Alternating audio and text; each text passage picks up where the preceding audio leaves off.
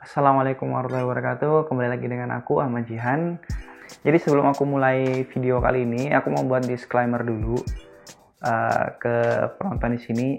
Aku bukan psikolog, tapi yang sebelumnya aku jelasin di video introduction bahwa aku pengen jadikan channel ini sebagai tempat aku untuk sharing terkait pengalaman aku yang berkaitan dengan psikologi, kemudian personality, berbagi insight dan segala macamnya. Seperti itu. Oke, tanpa berlama-lama kita langsung aja ke topik utamanya. Oke, di video kali ini aku pengen ngebahas tentang kepribadian. Kemudian apa tuh kepribadian sih, terus apa sih penting kita tahu tentang kepribadian tersebut, manfaatnya apa. Please do correct me jika mungkin saya ada salah kata, oke, dari teman-teman sekalian. Jadi apa sih sebenarnya untuk penjelasan secara simpelnya kepribadian itu? Ya, kalau misalkan dari beberapa sumber yang aku dapatkan juga, memang kurang lebih sama ya. Nah, kemudian di sini aku mengambil sebuah penjelasan dari Britannica Encyclopedia. Ya, berikut ini penjelasannya.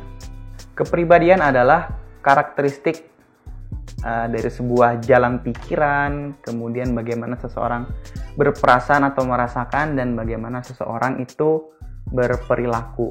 Ya. Kemudian saya juga jelaskan bahwa kepribadian merangkul suasana hati, sikap, dan pendapat, dan paling jelas diungkapkan dalam interaksi dengan orang lain. Ini termasuk karakteristik perilaku baik yang melekat maupun yang diperoleh, yang membedakan satu orang dari orang lain yang dapat diamati dalam hubungan orang-orang dengan lingkungan dan dengan kelompok sosial. Oke, jadi kalau melihat dari penjelasan tadi ya, bahwa kepribadian itu adalah suatu hal yang memang ada yang sudah melekat daripada diri kita sejak kita lahir, karakter tadi. Kemudian ada yang memang kita peroleh dari kita berinteraksi secara sosial dengan orang-orang sekitar kita. Oke, jadi itu sedikit penjelasan umumnya tentang apa itu kepribadian atau personality. Itu way of thinking, feeling, and behaving. Kayak kalau misalnya teman-teman lebih mendalam lagi mencari, banyak referensinya. Tapi di sini aku hanya memberikan sebuah gambar umum aja tentang apa itu kepribadian. Seperti itu. Nah, tadi kita sedikit bicarakan terkait definisi dari kepribadian tadi. Terus untuk apa sih kita perlu tahu tentang yang namanya kepribadian?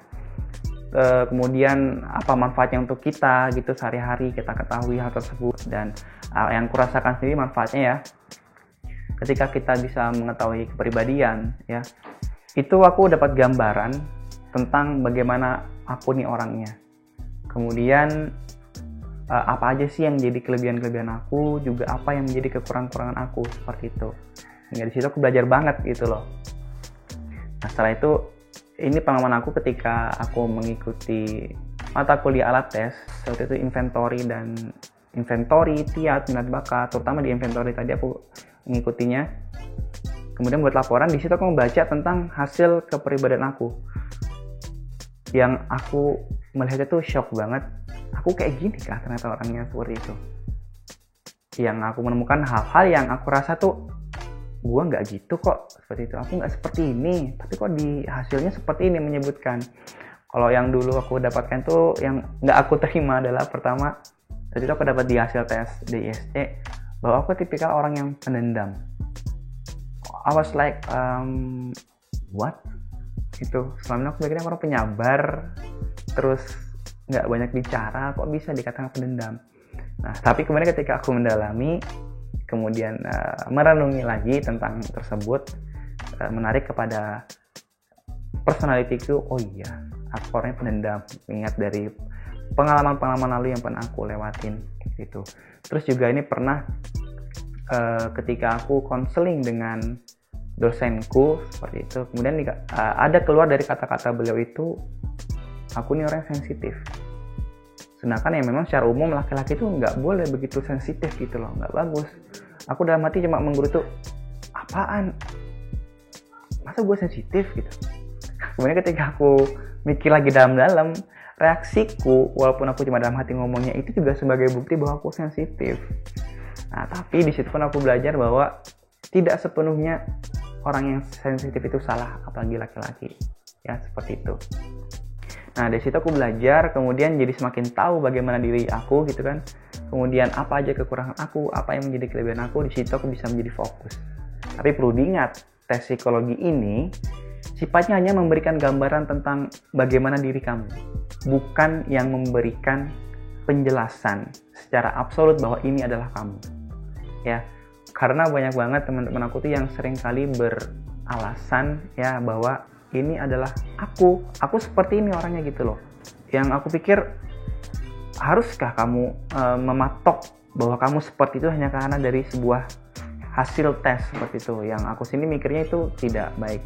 Ya mungkin nanti akan jadi aku bahasan sendiri ketika di judul lain ya, seperti itu. Jadi itu ya salah satu manfaat ketika kita mengetahui tentang kepribadian kita ya. Jadi kita bisa mengembangkan diri kita ya, kita mengetahui kelemahan kita apa, kelebihan apa, dan situ kita akan bisa mengeksplor kemudian mengembangkan personality kita lebih baik lagi, seperti itu ya. Seperti yang dikatakan oleh salah satu dari filosofi terkenal dari China ya, Lao Tzu, mastering other is strength, mastering yourself is true power.